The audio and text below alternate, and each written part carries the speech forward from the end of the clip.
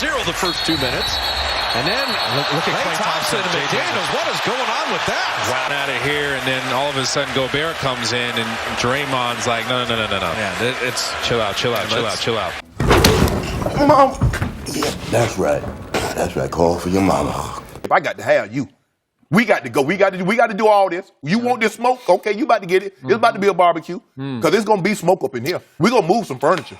What's up, everybody? This is Draymond Green podcast, and y'all gonna get a lot more episodes because I'm about to get suspended. This man came out of the womb extra.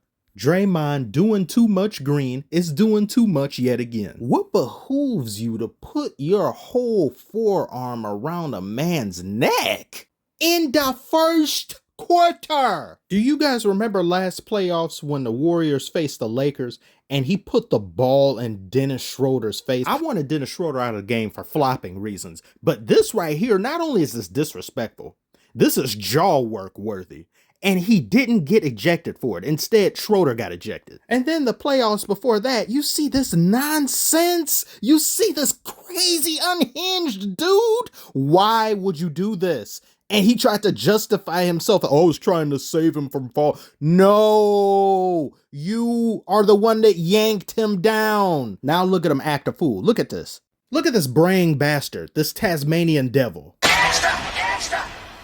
He's been in mid-season form at the beginning of this one. Look, he pushed Donovan Mitchell out of bounds, and Donovan Mitchell runs back down court like, oh, hell no, and pushed him right back. Yes. Tired of his shit. Thought he could get away with that, and then he go play victim like he didn't. Just jack dude in the shoulder, going out of bounds. Get him out. Extra. Donovan Mitchell let it be known, too. He pointed down there and said, don't do that shit down there. Don't do that to me and think you go get away with it. And his man, I don't like him. I do not like him. This next footage comes from Legends Productions. Look at what he does. He stiff-armed Anthony Edwards with a somewhat hard foul and then go call him soft and say, what you gonna do about it? What you gonna do about it, huh? You ain't go...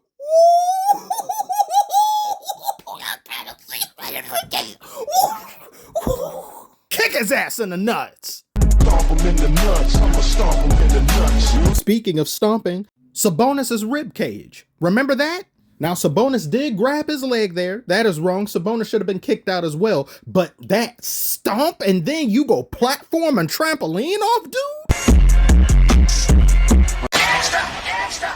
And then the famous kicked ball violation on Steven Adams. Not once, but twice. And he didn't get penalized for it. You're not about to remove my ability to have kids with testicular precision in front of everybody on national TV and not get penalized or at least a punch in the face? And need we even bring up the Jordan Poole situation? No wonder his family didn't fucks with the organization like that. You got physically assaulted in your workplace, and just days later, he's given a ring? Well, we can't suspend Draymond because then he'd miss the ring ceremony. He should have thought about that when he decided to assault somebody. But do they care? No.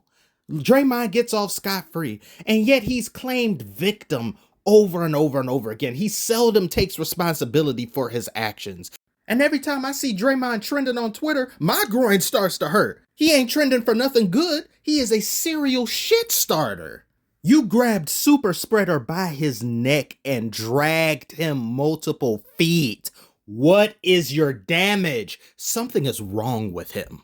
I watched them talk about this incident on Inside the NBA. Chuck is the only really reasonable person more often than not on the show. He said, what is Draymond doing? And then Shaq over here saying, he's doing the same thing that you did back in the day against Larry Bird. What? Get the barbecue chicken out of your eyes, Shaq. He's sticking up for his guys. Shut up. No, he's not. Gobert was simply holding Klay back. Then he gets groped and strangled on national television, and people are actually siding with Draymond? How? Look at Draymond's vantage point. He knows what's going on. He knows what isn't happening, and he's still grabbing him by the neck. Suspend him now. Now he must pay. This, however, I'm okay with it.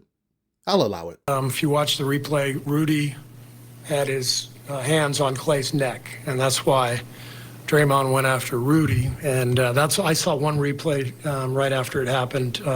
Guys on the back of the bench were telling us that Rudy had Draymond or had Klay, and that's why Draymond went at Rudy. So that's all I know. Steve, you're not a politician, so why are you lying so much? The guys on the back of the bench were telling us that Rudy had Klay. That's why they're there.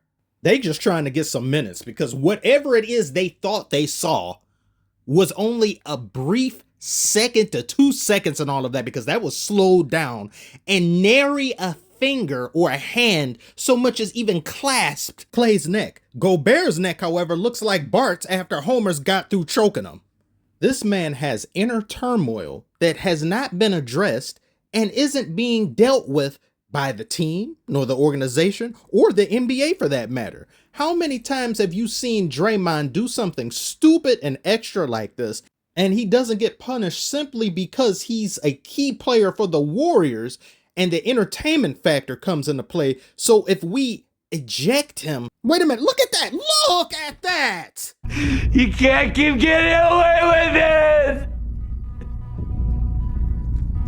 You can't keep getting away with it!